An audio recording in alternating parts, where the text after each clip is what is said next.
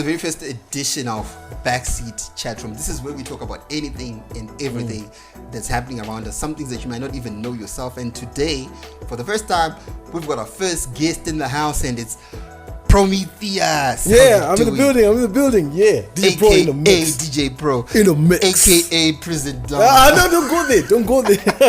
Why you wanna go there? Thank you for having me on the show, man. I'm excited. It's a pleasure. It's only right that you be the first guest because we go like way back. Yeah. And when I'm talking about way back, let's tell them a little bit about that. Grade 1. It's unbelievable, man. Green Grove Primary School. Yes. Yeah. Yes. Which in the bilan break young, chikafu changu. But the thing is that key factor, Loud 5, aka Sebastian Mushunji. He didn't have much to eat, man. So I pretty much fed him. Oh, he's cooling. Who's bigger, man? Who's bigger? From eating my food. And it's a Green Grove Primary School. I remember that. Yeah. But I don't have fond memories of some of the grades, man. I remember. I think grade 4. Mrs. Chiwanza. Yes. Yes, I remember. She's still there. She's still there. No, she's not. She's not there anymore. Yeah. Okay. But she used to beat. And I don't know how we ended up hiding out in the loo, in the toilets. Hiding. You thought you would bunk the only class you had. No, but what is that about? Was it like we didn't do homework or something? But I know we were hiding in the loo. It was always about homework. It was always about doing something silly and naughty. It was always. And that was you. That was the bad influence. See, he was a bad influence. I was always listening to instruction, but you were the bad influence. So I remember those memories, and of course, I've known for a long time, man. Yeah, it's been forever, and that's how far way back. That's crazy, man. It goes. Let's speed this up a little bit. The music. Tell us about when did this whole music thing start? I think the fondest memories I have is that you had a radio. Okay, Key Factor, Loud 5. You had other names, but I'm not revealing them now. There's a little picture of this radio. I'm gonna put it up on screen. But that radio, man. and I remember Shepherd. Yes, Shepherd, of course, yes. And I remember at some point, I don't know how you do it, but you could play something back and then on one speaker it would be instrumental. Yes, exactly. Like it'd be a DJ jingle. But if you played on one speaker, it's just the instrumental. These are the earliest days of mixing. And that should have been what? Was it radio? No, 3FM or something. Yes, back then. So I think it was Kimbo Rogers jingle. Yes. And I don't know how you managed it, but if it played on the left speaker, it's just instrumental. But on the other side is Kimbo. So that was the first instrument. Do you remember that? Yes, I remember that. That was the first instrumental we used. It's a good thing you rekindle my memory there. I'd actually quite forgotten about that. It was a small section of instrumental, so you'd have to loop that, but you're using cassettes. Yeah, imagine cassette on cassette. Kids have it easy to say. Looping on cassette, recording and trying to guess that. I think now I can put it again, dub it. But we're doing it. Yeah, we're doing it. I have a whole lot of these recordings from. I have no idea. It's like at least 20 years back. But what's exciting is that when we're doing that, coming up with songs and everything, nobody was even thinking about taking stuff to radio. Nobody was thinking about performing the music somewhere on a show. We just loved the music. Yeah, we just loved, and we had this group had 3 people. Yeah, it was me, Prometheus here, Shepherd, who isn't here, but Peach. But he's Preach. And he could sing. I think he still can. Guy could sing. I think he's still black jeans. Yes, exactly. Black jeans. I don't know why and we didn't have black jeans. We actually didn't own a pair of black jeans. But the group was called Black Jeans for some strange reasons. Spelled in a very funny way. Yeah. But those are fun memories. So fine. You've formed this group. You've got the music happening. Everything. Yeah. This is like, if I remember correctly, this is like O-level exam break. Somewhere there. So this group is formed. Music is happening. When did you guys think of even taking it to the studios? I'm not sure exactly how it happened, but what I remember distinctly is that at some point we find ourselves going to shared studios. Kelly Rusiki. Yes, exactly. And I think we had a small keyboard and we'd been banging away trying to come up with something. Now we wanted to reproduce that in the studio or something like that. And then Kelly Rusiki. That's big, man. I mean, those are legends, man. And we went to shared studios and we had a chance to be, in the shadow of a giant. And Clancy, I think Clancy was the one who came up with the beat. I think Clancy yes, Birimi. I even remember the rhythm. It suddenly came back to my head. And Clancy Birimi is a legend in the music. So I think we had an opportunity to be exposed because in the neighborhood, Shared Studios was in Greenville. Yes, exactly. So we had an opportunity to be walking distance. Exactly. So we had an opportunity. We had no money, and we had no idea what to do. We just went in there. He played what we thought was, similar to what we had been practicing, and we just went with it. I think it was one take. Yes. I don't think we even had backing vocals, man. And I don't think we even knew what we were making. Yeah. But I think from the time we were using just your boombox, everything was like it's a master plan. It's a masterpiece. It's done. It's dusted. And now we're in a real studio. This guy records, comes up with a beat. Now that I think about it, not really a nice beat. But it was a beat. I think actually if I dig up the old cassettes I've got, I've got that recording somewhere.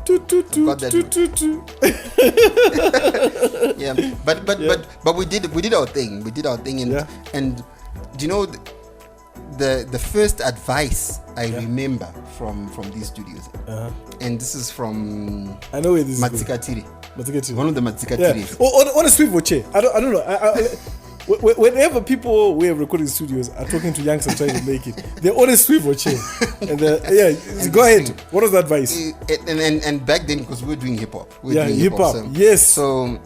So he says, we didn't break even. He says, guys, what is your plan? What is your plan with the music? And I remember this clearly. It's never left my head, dude. It's like it was said yesterday.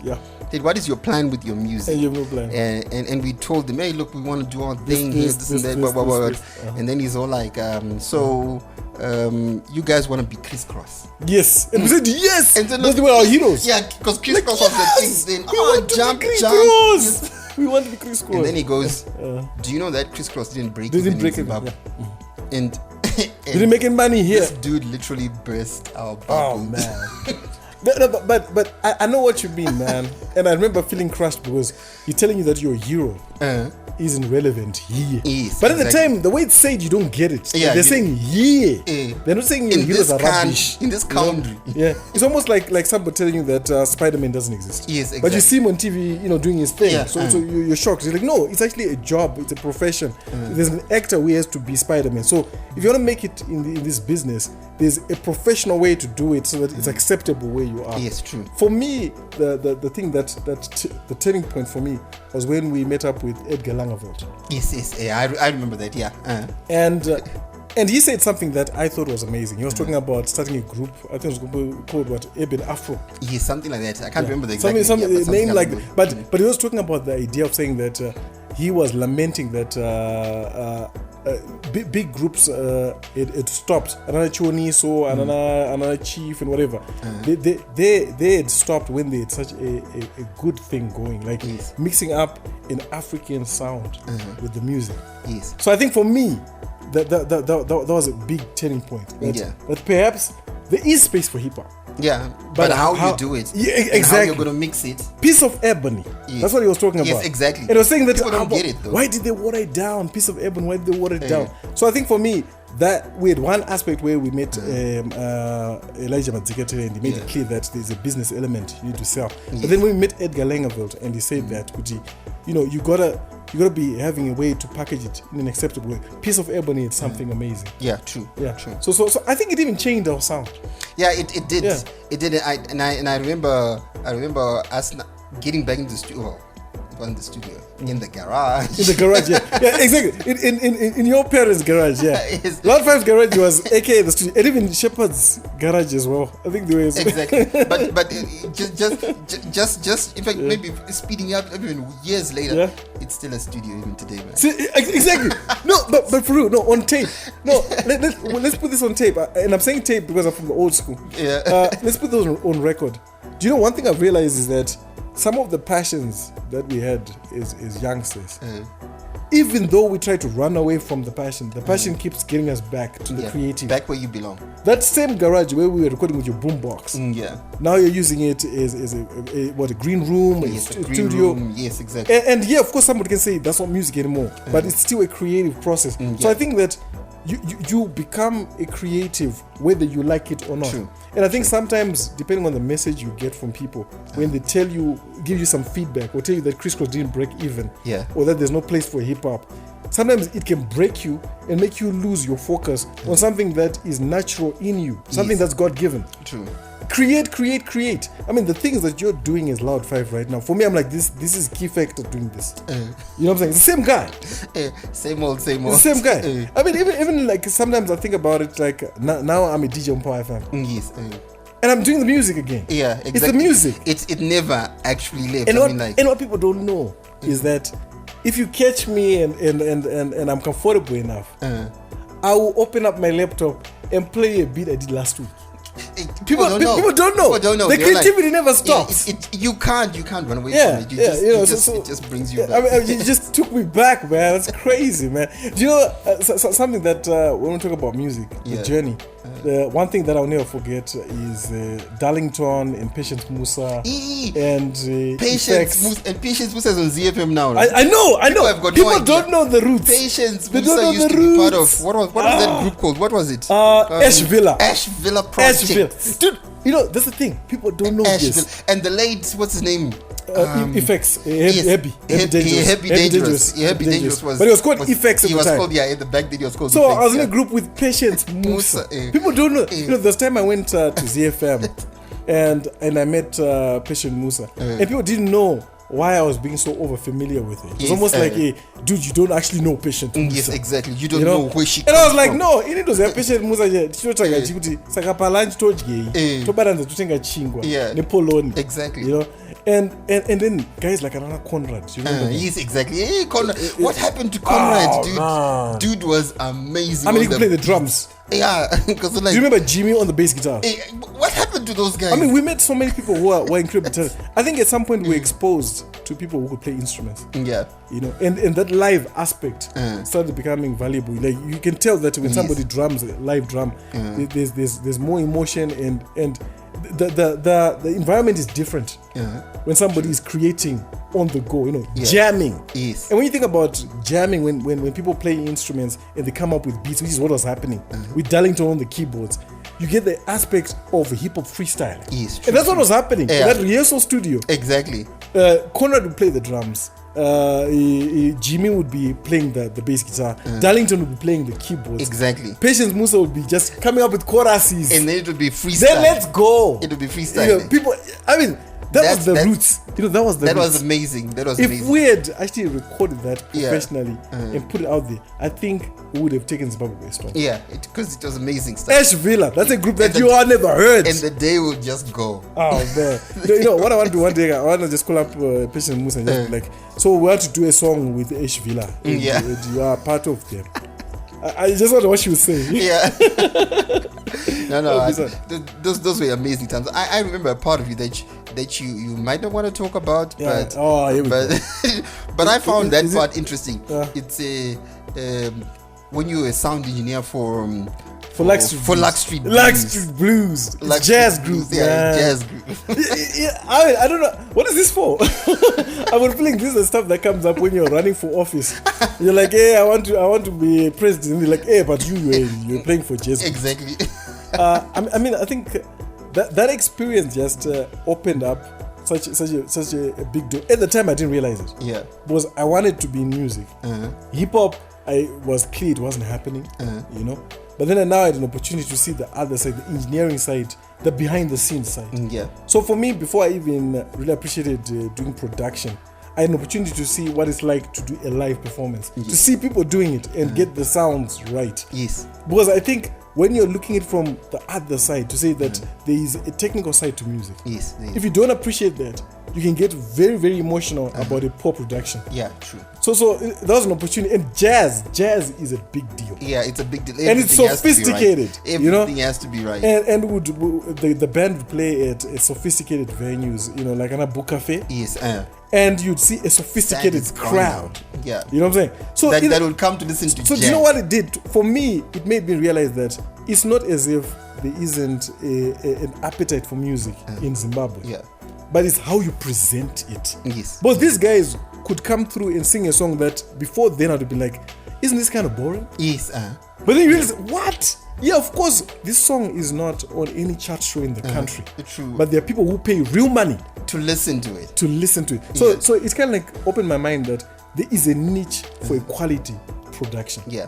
And if, whatever you're doing, it could be mbira zenarira. Yeah. You could be doing just spoken word.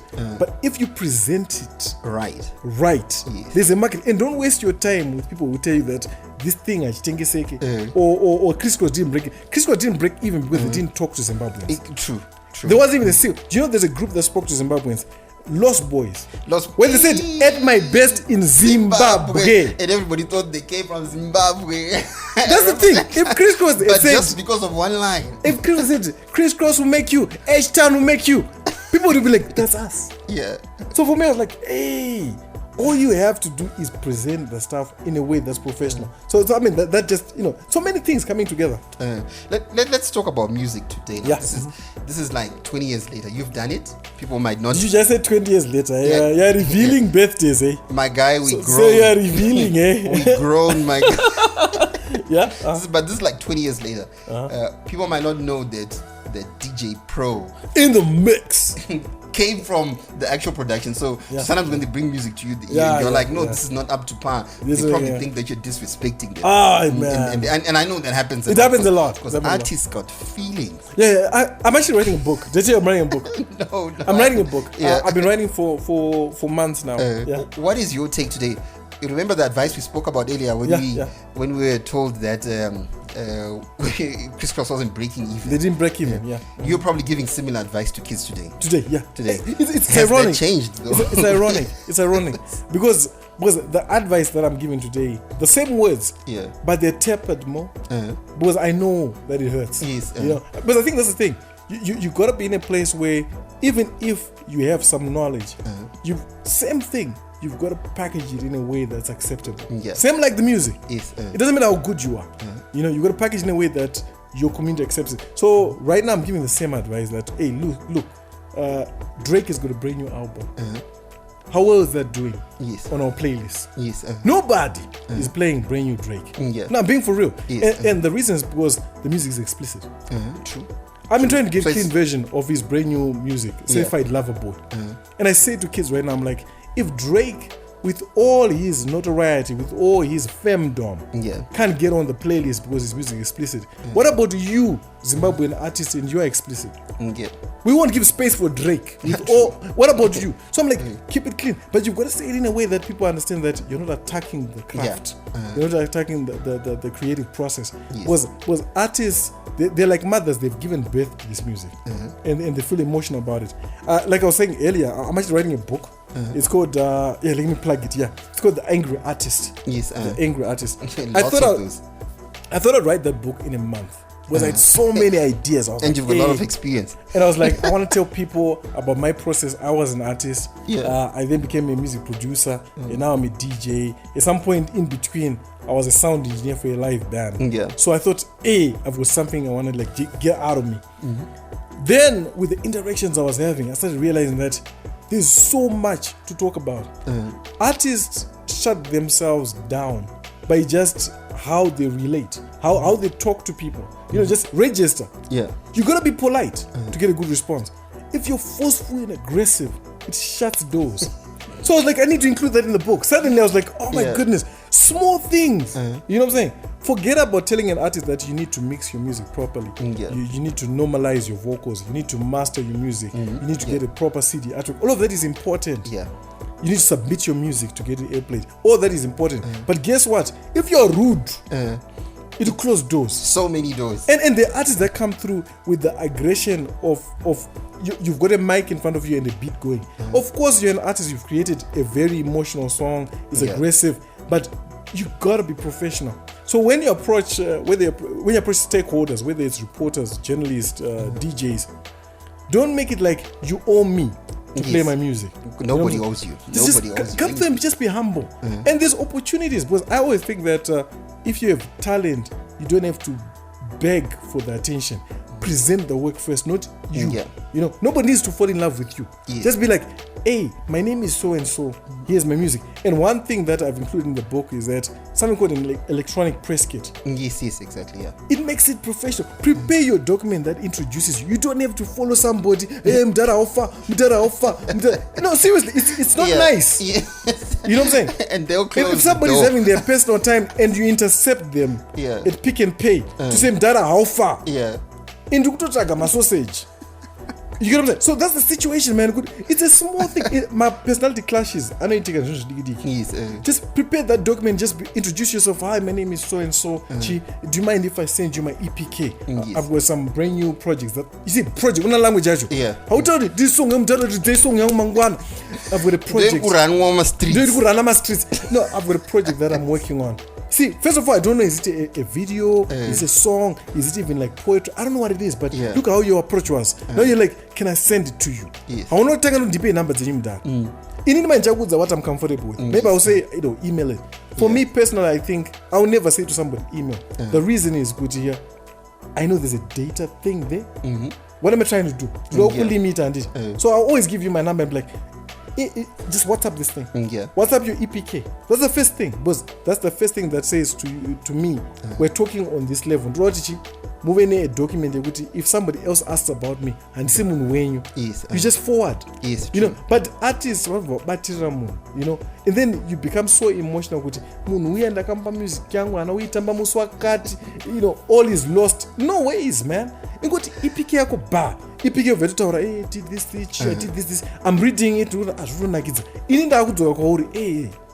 Can I hear this one? Yes. Can I hear look how nice it is now. Yeah, true. You know, so I think just register, just how we interact in a professional way is something that can change a lot of outlooks for artists. Yeah. But there's talent here in them. Yeah, it's just presentation.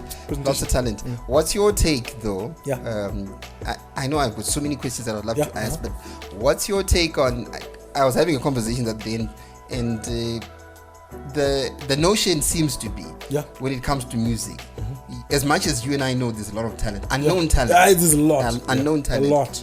There seems to be no room for the new artists that are amazingly talented when you listen to their work, but there just seems to be no room for them to get some form of listenership. What's your take on that? No. My take, I cannot talk for myself because you know I can't really cover everybody. Yeah. But I think when you listen to radio programming, there's always shows for the new artists. Yes.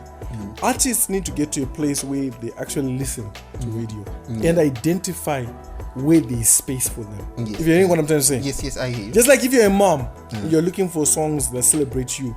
When Mother's Day comes, you know that if you tune into radio, you're going to get those songs. Yes, true. But you have to get in where you fit in. You get what I'm saying?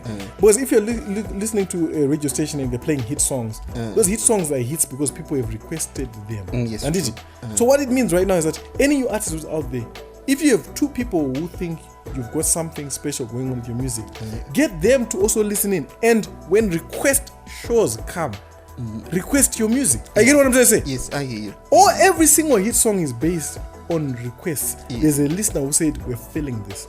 We're feeling this. So for new artists, half the time, they're not creating a support system. And I'm not talking about millions of people. I'm talking about people who you live with.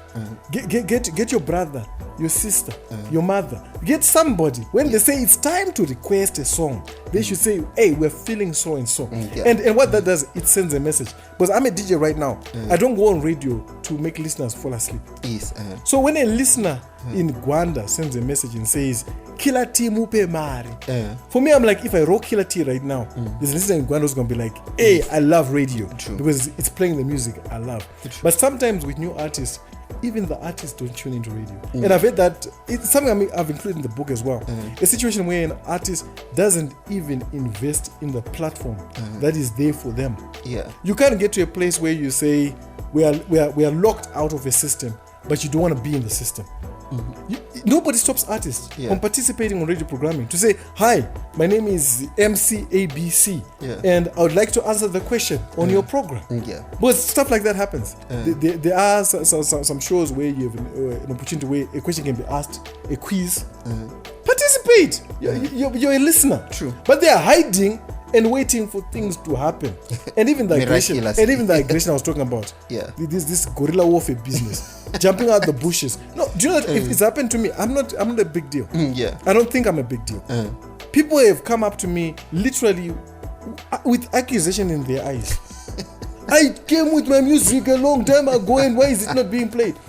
And I'm like, I don't know your music. Yes, You know what I'm saying? Yeah. You see, I'm about the music. Yes, true. I judge everything based on the music. I've never tried to understand so and so is more famous than so and so. There's music that I've played on radio that has been played for the first time because the programming allows me to do that. Yes, to introduce new music. Yes, true. But you need that backing where you say you play a song and you say something about that artist. Exactly. Say, wait, that's where that thing comes in, the EPK. Yes, exactly. So I can say this brand new music from so and so. This guy, this is his third album. It doesn't matter if they didn't play your previous. Yes. But I must let the listeners know that you've been working. Yeah. And you deserve to be on the playlist. Yeah. And he's also planning to do this. And on that EPK, I've got your contact details. Maybe boom, call you up. Yo, Chi, I've just told people to rate your music. Are you ready to hear the rating? You know, but if we don't have that formal thing, we can't go anyway. And I'm just gonna say that right now. I won't mention any names, but just yesterday, there was an artist who sent me a song. You know when you send the music via WhatsApp and then it says AUD what yes. with no name. Yes, exactly. Then they said, that's our WhatsApp. Mudara, what do you think? No information. First of all, the person hasn't even said who they are. Yeah. Mudara, what do you think? So I'm supposed to put my phone to my ear and listen to this song called AUD 10 and then come up with a critique and then give them. Yeah. Then I said, why don't you present your music in a professional way? Yeah. Send a CD artwork for your music. Send an EPK introducing you. Yeah. Then I will listen to it and say I'm listening to music from so and so. Yeah. The person became very upset. They're very angry. Then I'm and you think about it, what am I supposed to do? If we are casual about your craft, then the outlook will also be casual. True. My hope is that when I was a musician, I didn't become the crisscross of Zimbabwe. Yeah. But my hope is that there is a crisscross. Yes. As we speak today. You know what I'm saying? Yeah. We've got a Tupac. You know what I'm saying? Because when I listen to music right now, you listen to all this amapiano that's happening. Yeah. And then I see young guys like Harmonize from Tanzania doing amapiano from South Africa. Yes. Then I'm like, I wish I thought about that. Yeah, true. When we were Black Jeans, I wish I'd been like, why don't we listen to some music from Kenya and see what we can do? And see what we can do with it. We wouldn't have been saying crisscross. Yes. We'd have been saying, dude, if we can follow so and so. Imagine if when we were making music as Black Jeans, we were emulating legends from Africa. Perhaps the doors would have opened fast. Yes. You know what I'm saying? Yeah. So when I'm looking at it right now, and I'm like, Tanzania is doing amapiano? And doing it very well too, not just doing it. Dude, the track called Teacher Harmonize. I'm being genuine here. Yeah. Listen to that. That's Tanzania. Yes. There's an artist called Wozu. WHOZU. He's from Tanzania. Yeah. Listen to his music. The track is called Chama. Tanzania. Diamond Platinum and Focalistic. The track is called Iyo. Yeah. I'm a piano. Then do a backtrack to what they were producing before. It's totally different. Yes, true. Where I'm going with this is that that dynamism, being able to say I'm still the same guy, but I want to go on a different genre. Yes. I want to go on a different beat. We put ourselves into boxes, and we get angry when that box doesn't work out. Do you know the definition of insanity?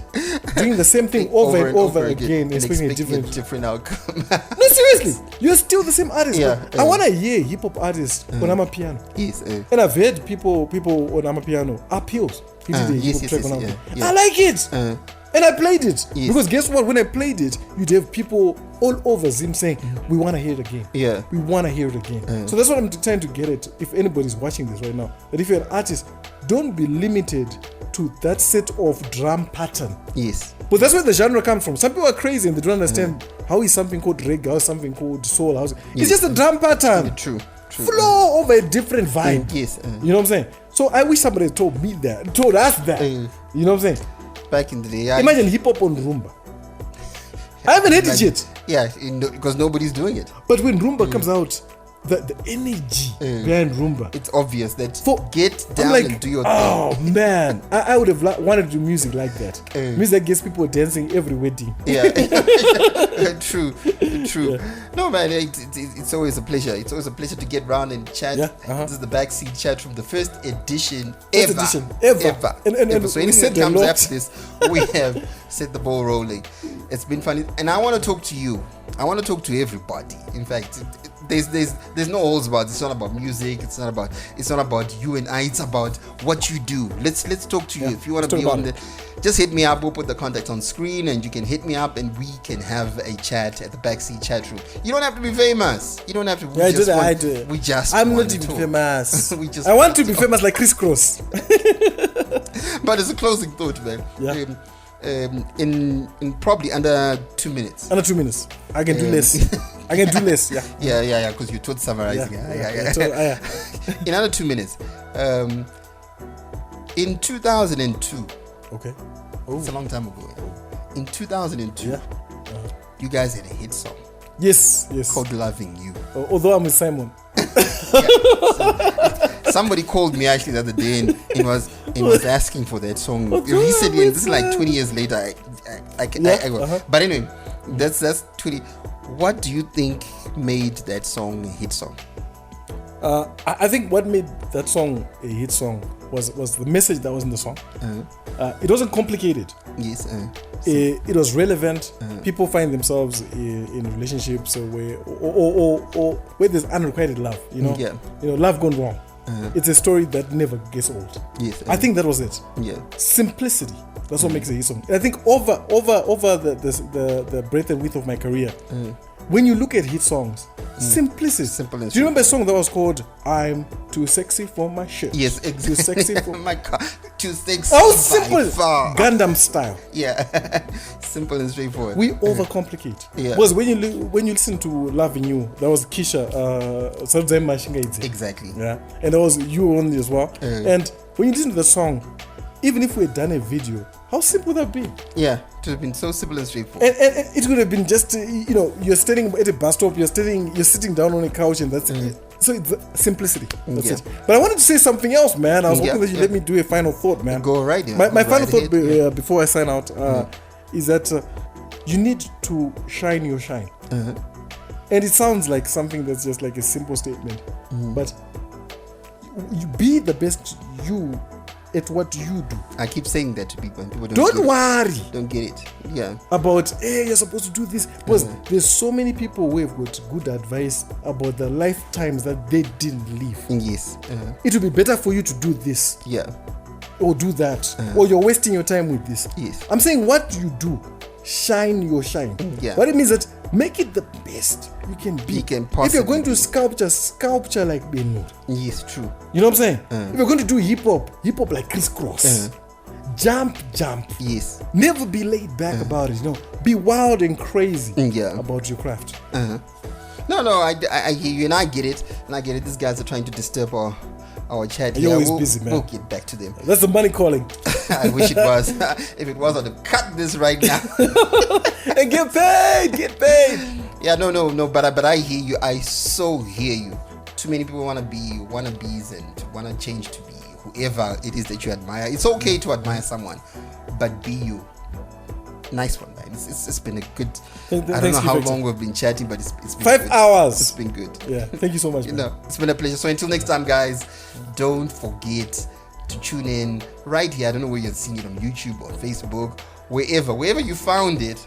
Find it next time, because we'll be right here to talk to you and other people as well. So until next time, guys, this has been nice talking to Prometheus DJ Pro in a mix. Hey, on the BackSeat Chatroom. Until next time.